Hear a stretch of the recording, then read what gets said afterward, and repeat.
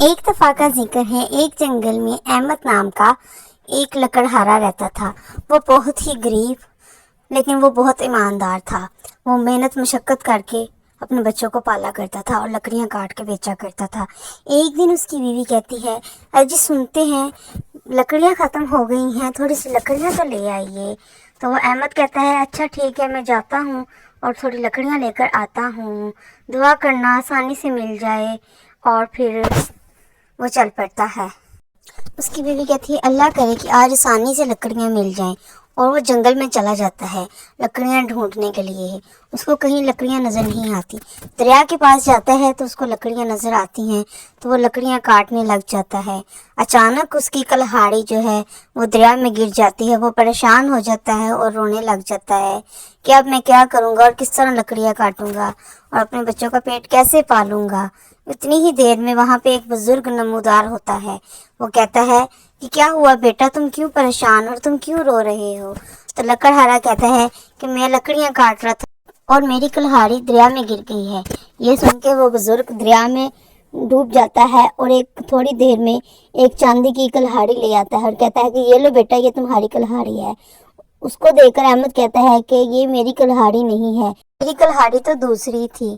اور یہ سن کر وہ بزرگ دوبارہ دریا میں جاتا ہے اور تھوڑی دیر میں وہ دوسری کلہاڑی لے کر آ جاتا ہے اور وہ سونے کی کلہاڑی ہوتی ہے۔ وہ کہتا ہے کہ یہ لو بیٹا، یہ تمہاری کلہاڑی ہے۔ تو یہ سن کر احمد کہتا ہے کہ یہ بھی میری کلہاڑی نہیں ہے، میری کلہاڑی تو لوہے کی تھی اور یہ سونے کی ہے۔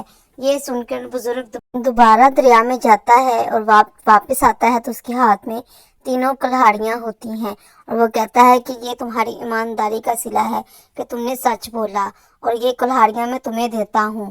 یہ کلہاڑیاں وہ اس کو دے کے وہ بزرگ غائب ہو جاتا ہے۔ احمد اللہ کا شکر ادا کرتا ہے اور واپس گھر کی طرف چل پڑتا ہے، اور وہ سوچتا ہے کہ ان کو بیچ کر وہ کافی پیسے کما لے گا۔ اور وہ راستے میں اس کی ملاقات اپنے ایک دوست سے ہو جاتی ہے۔ اس کا دوست اسے پوچھتا ہے کہ تمہارے پاس یہ کلہاڑیاں کہاں سے آئی؟ تو وہ سارا واقعہ بیان کر دیتا ہے کہ کس طرح اس بزرگ نے اس کی مدد کی، اور چل پڑتا ہے۔ یہ سن کر دوست کی نیت میں فتور آ جاتا ہے اور وہ سوچتا ہے کہ وہ بھی کلہاڑی جو ہے وہ دریا میں پھینکے گا اور دیکھے گا کہ اس کو سونے کی چاندی کی کلہاڑی ملتی ہے، اور دریا کی طرف پہنچ جاتا ہے۔ دریا کے پاس جا کر وہ اپنی کلہاڑی جو ہے وہ دریا میں پھینک دیتا ہے اور اونچی اونچی رونا شروع کر دیتا ہے۔ تھوڑی دیر گزرتی ہے کہ وہ بزرگ سامنے آ جاتا ہے اور وہ پوچھتا ہے کہ بیٹا کیا ہوا، تم کیوں رو رہے ہو؟ تو اس کا دوست کہتا ہے کہ میری کلہاڑی گر گئی ہے اور میں بہت غریب ہوں، میں یہاں پہ کام کر رہا تھا اور میں اب کیسے اپنی کلہاڑی نکالوں؟